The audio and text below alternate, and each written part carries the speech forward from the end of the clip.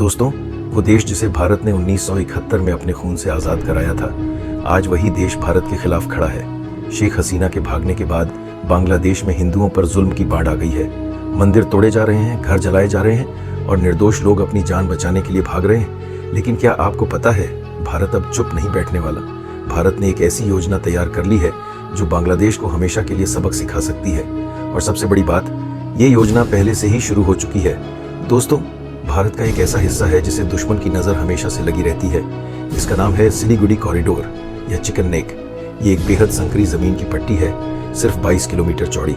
एक तरफ बांग्लादेश है, दूसरी तरफ नेपाल, और चीन यहाँ से सिर्फ 45 किलोमीटर दूर है।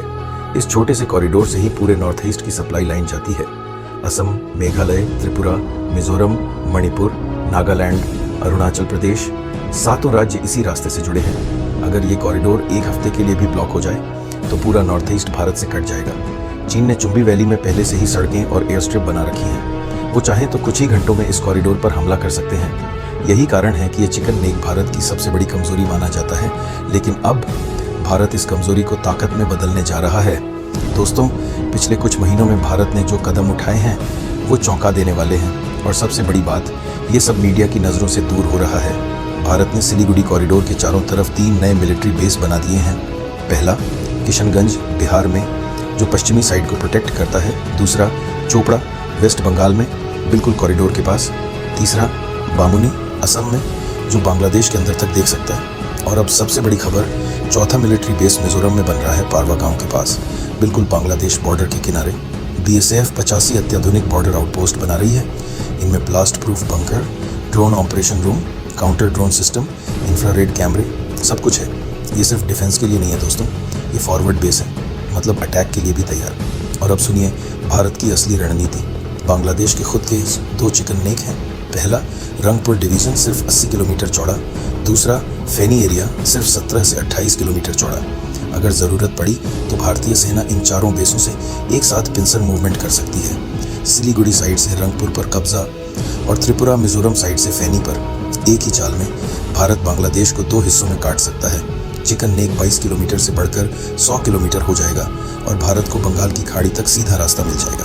1947 में जब भारत आज़ाद हुआ तो चटगांव हिल ट्रैक्स के लोगों ने रंगामाटी में भारतीय झंडा फहराया था। वो भारत का हिस्सा बनना चाहते थे, लेकिन 2 दिन बाद रेडियो पर उन्हें पता चला कि उन्हें पाकिस्तान को दे दिया गया है। वो टूट गए। उन्होंने दिल्ली में सरदार पटेल से मदद मांगी। पटेल ने वादा किया, लेकिन नेहरू ने सेना भेजने से इनकार कर दिया। 1971 में चटगांव हिल ट्रैक्स में 98% बौद्ध, हिंदू, आदिवासी, आज सिर्फ 50% बचे हैं। बाकी को मार दिया गया या भगा दिया गया। और आज शेख हसीना के जाने के बाद वहाँ फिर से अल्पसंख्यकों पर हमले हो रहे हैं, मंदिर जलाए जा रहे हैं, बौद्ध मठ तोड़े जा रहे हैं। चटगांव हिल ट्रैक्स के लोग त्रिपुरा और मिजोरम के आदिवासियों से नस्ली और सांस्कृतिक रूप से जुड़े हुए हैं। उनकी भाषा, रीति रिवाज सब एक जैसे हैं और यही भारत का मौका है। दोस्तों, भारत के पास अब 2 रास्ते हैं।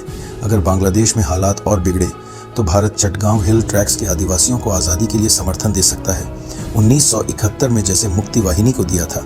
और अगर ज़रूरत पड़ी तो सैन्य कार्रवाई भी संभव है। भारत के पास 2400 से ज़्यादा BMP, 2 एम्फीबियस व्हीकल हैं जो नदियों में लड़ने के लिए खास बने हैं। चिकन नेक अब चिकन नेक नहीं रहेगा, वो टाइगर पॉज बनने वाला है, चौड़ा, मजबूत और अटूट। बांग्लादेश ने सोचा होगा कि भारत कमज़ोर है, लेकिन उन्हें जल्द ही एहसास होगा कि भारत अब 1971 वाला भारत नहीं है, ये नया भारत है। और ये भारत अपनी सीमाओं की, अपने लोगों की और अपने हितों की रक्षा के लिए कुछ भी कर सकता है। अगला कदम क्या होगा, हमें कमेंट में बताएं और वीडियो लाइक और शेयर करना ना भूलें।